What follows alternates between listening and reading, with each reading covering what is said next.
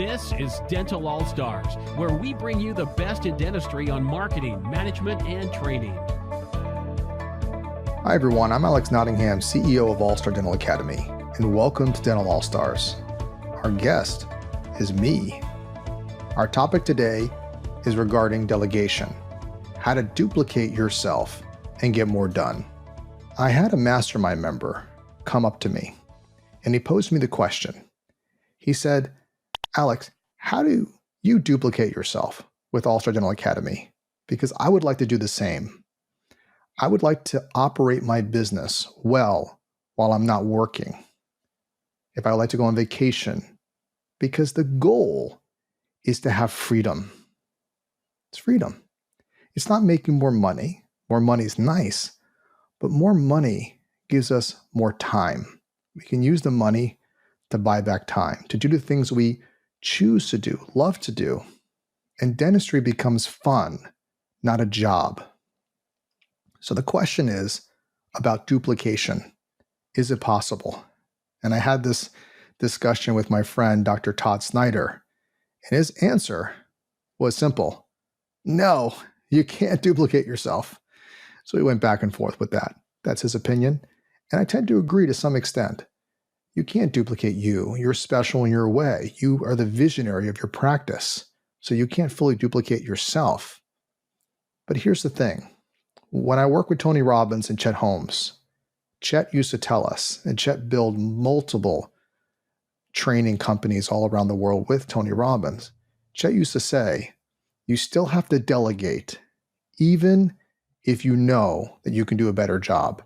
That's the only way you are going to be able to scale your business and have that freedom. So what do I do at Allstar Dental Academy? Well, I love to delegate. All the great businesses that I study, they all are amazing at delegating. So in dentistry, you have some dentists that are micromanagers. They have to control it all. And others, they kind of let it go. And they let their team do what they want to do. And sometimes that doesn't end with a great result either. There's a middle way. You got to be able to delegate and make sure there's accountability. And here's the problem. There's a problem of one. If it's only you or only one team member in your practice that is good at this particular task, you're in trouble. So you have to make sure that you have redundancies in place, that you have a support system and a delegation system, that you run your business like a business, not just a job.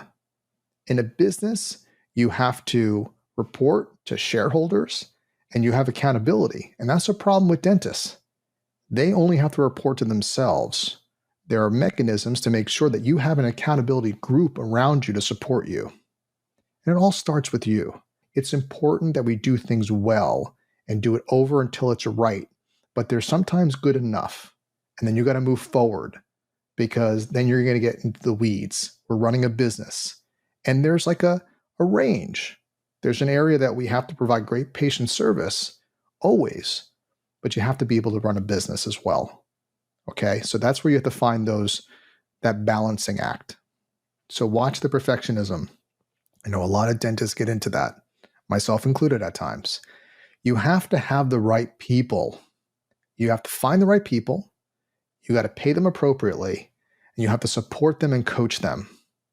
And I do many podcast interviews with our director of hiring, Robin Reese, where we help hire team members from start all the way to the interview or the job posting to the interview to the personality profiles, the background checks right there. So it's important you find the right people, but you have to keep them. And we did a podcast recently about how to thrive in a dental office, how to build culture, because we see that we have issues of quiet quitting going on where team members will do the minimum, they're not engaged, and we have to make sure they are engaged in what they're doing. And I'd like you to start enjoying delegation, enjoying seeing others succeed. That should be a standard, that they're succeeding, they're happy. And part of helping them succeed is making those investments in them. Sometimes I'll hear, well, I don't have the perfect team. I don't care. You have the team now, train them no matter what. Also, be honest with your team. And what I mean by honest, you can use this feedback sandwich. Say something positive, provide a couple constructive criticisms, not too much because they won't listen after that and get defensive, and then something nice after, and then follow up. This is very helpful in delegating. Now, a dental office has its specialties. It can learn from all types of businesses. One of the things you have to think about as a dentist is you're two things, two people. You're a producer, a dentist, and a CEO. Don't mix them. The CEO runs your business. The CEO cultivates leadership and strategy. Don't let the dentist run the business, because a dentist is an artist. A dentist is good at making money and doing the job. So you want to cultivate almost multiple personalities in a sense. When you're doing business work, you're cultivating the CEO. When you're doing treatment acceptance, you're cultivating a customer service agent. You're cultivating those soft skills that are important. Because dentists, I find, in general, lack leadership training. Y'all love CE, but you got to make sure you're making the investments in you and your team on those soft skills. In addition to that, I mentioned earlier about this lack of accountability. Get a coach, preferably a dental coach. This is the fastest way to grow your business. And logistically, you're going to need more providers. You're going to need hygienists. You're going to need associates at some level to generate money while you're not working. And then have the proper team members to support your absence. And this isn't necessarily an office manager. It might be one team member or multiple team members that do a certain role. The other thing, very important, the ethic in your business needs to be that I have stakeholders. They may not be shareholders, but everybody buys into the vision. Everybody holds each other accountable, and they love the business. They feel that the business is a part of them, or they're a part of the business. When they're doing that, they'll treat it like their own.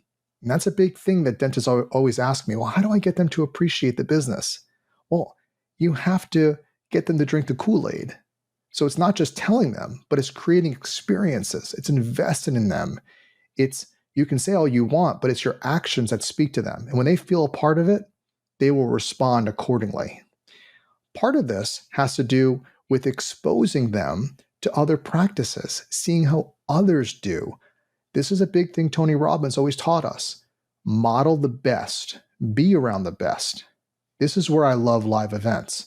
If you can go to a live event where there's focused on practice management and leadership training and communication skills, and you can network with other great businesses, do it.